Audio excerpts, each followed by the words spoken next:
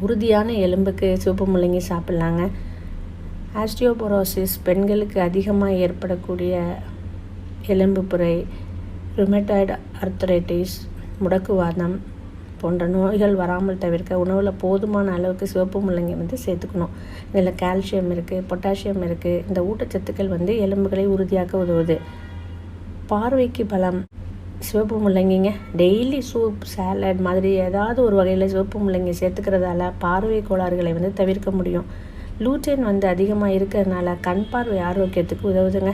இதில் இருக்கக்கூடிய கேரோட்டினாய்ட் கண் நோய், மேக்குலர் டீஜெனரேஷன், அதாவது வயது முதிர்வால் ஏற்படக்கூடிய பார்வை குறைபாடு ஏற்படாமல் தடுக்க உதவுதுங்க.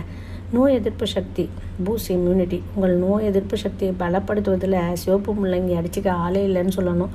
அடுத்ததாக வெயிட் லாஸ் பண்ண நினைக்கிறவங்களுக்கு பெஸ்ட்டு சாய்ஸுங்க இந்த சிவப்பு முள்ளங்கி. குறைந்த கேலரிஸ் தாங்க இருக்குது.